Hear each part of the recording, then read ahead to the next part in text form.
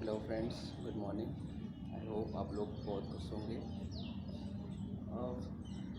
Friends, actually ये part 3 video है motor accidental claim के ऊपर कि अब इस वीडियो में मैं आपको पूरा स्टेप्स बताऊंगा। Step number first, step number जितने भी हैं, कि किस तरीके से आपको बिना कुछ किए एक्सीडेंट अगर रोड में होता है किसी व्हीकल्स को लेकर के, तो कितनी आसानी से क्लेम मिल सकता है, अवेल कर सकते हैं। तो एक्चुअली 2009 में एक केस था, मैं बता रहा हूँ, बहुत इम्पॉर्टेंट केस था वो।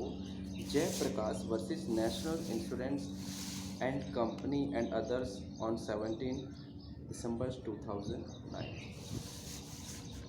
इस केस में सिर्फ 2 ही क्वेश्चन सुप्रीम कोर्ट के पास आए थे कि भैया, फर्स्ट क्वेश्चन ये था कि इसमें 2 तरीके के लोग होते हैं मोटर व्हीकल से रिलेटेड एक्सीडेंट्स में। पहला होता है कि जो लोग कंपनसेशन अवेल कर लेते हैं, जो लोग कंपनसेशन जिनको मिल जाता है, ठीक है। अब उसके कारण क्या है?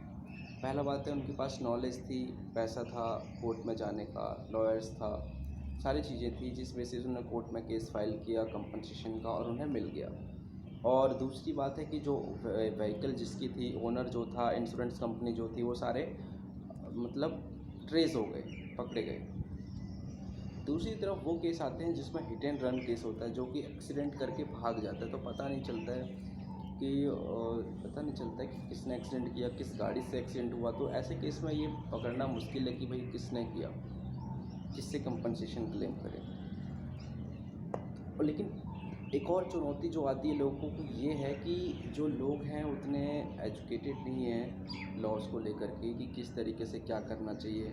वो बहुत डरते हैं कि भाई हम जाएंगे कोर्ट तो हमें ही परेशानी का सामना करना पड़ेगा, हमें ही पैसे लगेंगे, उल्टा हमें ही पैसे लग जाएंगे और सालों साल चक्कर लगेंगे और कंपनसेशन मिलेगा कि नहीं ये भी नहीं पता।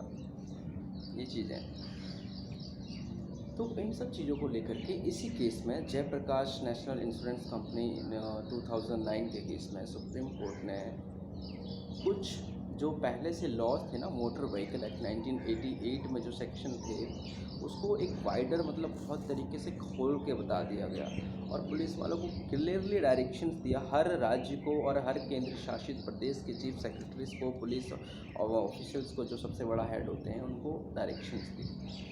वो क्या थी?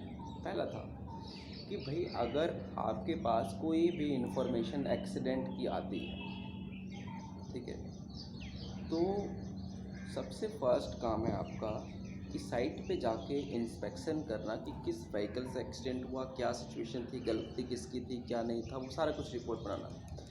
और जिस दिन से इन्फॉर्मेशन मिली उसके 30 दिन के भीतर, अब यहाँ पे देखना कि ये कोई बच नहीं सकता पुलिस वाला कह के कि ये तो नहीं हुआ, ये नहीं हुआ, हमारा हम नहीं कर पाए, या फिर कोई हुआ ही नहीं था एक्सीडेंट, झूठा इधर उधर के एक्सक्यूजेस, नॉन एक्सक्यूजेस, ये सब इम्पॉर्टेंट नहीं है।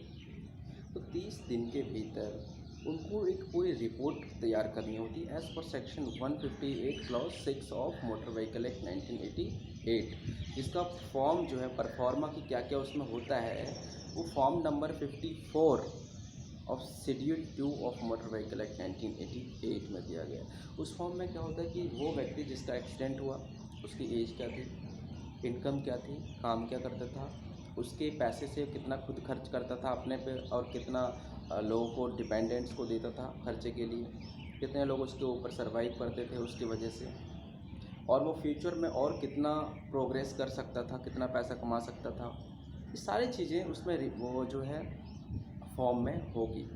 किस गाड़ी से हुआ, क्या इन्फॉर्म किया गया उनको, इंश्योरेंस कंपनी को, ओनर को, उसकी क्या इन्होंने सेटलमेंट की कोशिश करी, सारी चीज़ें उसमें होगी, ठीक है। कितना ऑफ़र हुआ सेटलमेंट का, ये सारी चीज़ें। और एक और चीज़ पाल दी सुप्रीम कोर्ट ने इसी चीज़ को लेकर के, वो ये कि 158 क्लॉज 6 में जब ये हो जाएगा आप इसको परफॉर्मा बना दोगे, रिपोर्ट बना दोगे 30 दिन के अंदर एक्सीडेंट्स के, उसके बाद वो आप ही की ड्यूटी है कि आप उसको MACT motor accidental claim tribunal की कोर्ट में भेजोगे।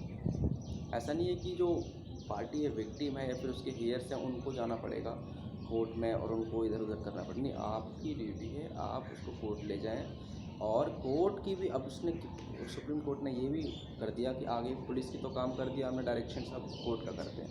उन्होंने हर हाई कोर्ट्स के रजिस्ट्रार्स को ये ऑर्डर दिया कि भाई जितने भी आपके पास केस रिपोर्ट होते हैं एज़ पर सेक्शन 158 क्लॉज 6 में, है ना, तो सारे जो केसेस हैं उसको as a miscellaneous petition treat करना है। आपको सारे केसेस रजिस्टर करने हैं, किसने किया, किस पुलिस वाले ने किया, किस व्यक्ति ने किया, उसको रिकॉर्ड करना है रजिस्टर्ड में। और एक रिकॉर्ड कॉपी इसकी बनेगी हर डे टू डे कि कितने केसेस हुए, कितने डिस्पोज ऑफ हुए और क्या क्या हुए।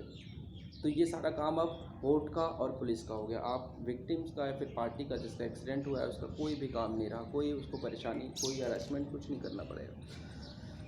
तो इस तरीके से जब कोर्ट में मैटर गया, पुलिस लेकर के गई या फिर पार्टी खुद पे लेकर के गई, तो वो उसको पहले तो मिसलेनियस पिटिशन की तरह ट्रीट करेंगे। मिसलेनियस पिटिशंस वो होते हैं जहाँ पे किसी उसके स्पेसिफिक प्रोविजंस नहीं होते हैं कानून में कि वो कौन से स्टेज पे है, किस चीज़ का केस है, तो इसलिए उसको मिसलेनियस में एज अ ट्रीट करेंगे, एंटरटेन करेंगे।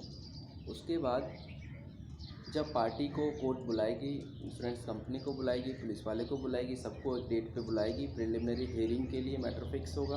प्रिलिमिनरी हियरिंग में कोर्ट देखेगी कि अगर एक्सीडेंट हुआ, कंपनसेशन बन रहा है, ये जेन्युइन लग रहा है कि नहीं, झूठा केस तो नहीं है ना, क्या उनके बीच में कोई सेटलमेंट की स्टेज आई वगैरह वगैरह सारी चीज़ें।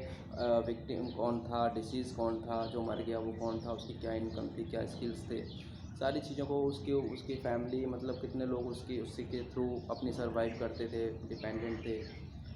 उसके बाद लगता है कि आगे बढ़ेंगे तो फिर कोर्ट उसको आगे बढ़ाती है। और फिर जो फार्मूलेज़ हैं कंपनसेशन कैसे वो होता है, मतलब कैलकुलेट होता है, तो उन केस में 4 चीज़ें देखी जाती है यार। उसकी भी मैं सुप्रीम कोर्ट का एक जजमेंट है, रेखा वल्ली करके कुछ है, इसमें रुकना, हाँ जी, ये है Sarla Verma and others versus Delhi transport corporation 2009। इस केस में ऑनरेबल सुप्रीम कोर्ट ने ये बताया कि भाई किस तरीके से कंपनसेशन को जो है कैलकुलेट किया जाए।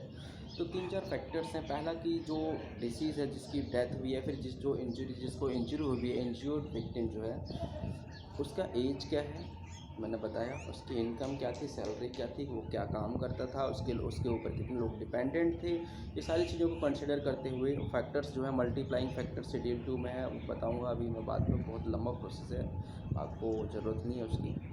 वो सारी कैलकुलेशन करके कंपनसेशन अवॉर्ड किया जाता है, ठीक है। तो फ्रेंड्स, इस तरीके से आगे कि बहुत ही सिंपल प्रोसेस है।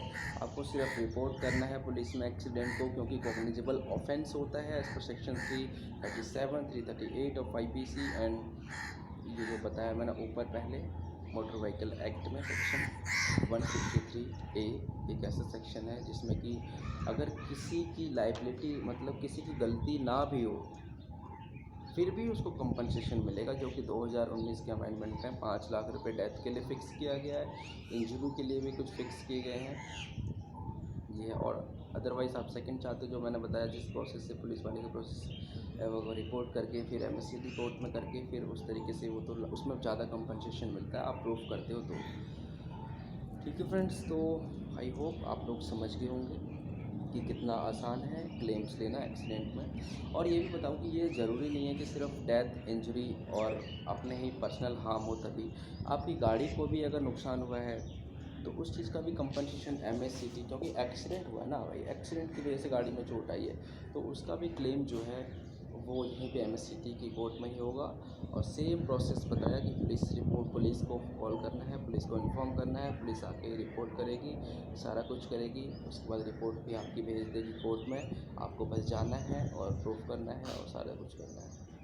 अगर एक्सपर्ट्स की ज़रूरत पड़ेगी तो कोर्ट उसको भी बुलाएगी, एक्सपर्ट को भी बुलाएगी, ठीक है दोस्तों। तो ठीक है, बता दिया मैंने आपको। अच्छा, अगर आपको लोगों को कोई और क्वेश्चन पूछना हो मोटर एक्सीडेंटल व्हीकल के एक्सीडेंट से रिलेटेड, कोई भी इससे रिलेटेड लॉज, क्या कानून है, जो भी चीज़ें हैं, आप मेरे को पूछ सकते हैं। मेरा नंबर है 9990110881 और मेरा यूट्यूब चैनल पे भी है, आप इसमें भी कमेंट कर सकते हैं, हम सबका रिप्लाई करूँगा। और कोई सजेशन देना चाहते हैं कि नेक्स्ट वीडियो किस पे आए, तो वो भी आप बता सकते हैं।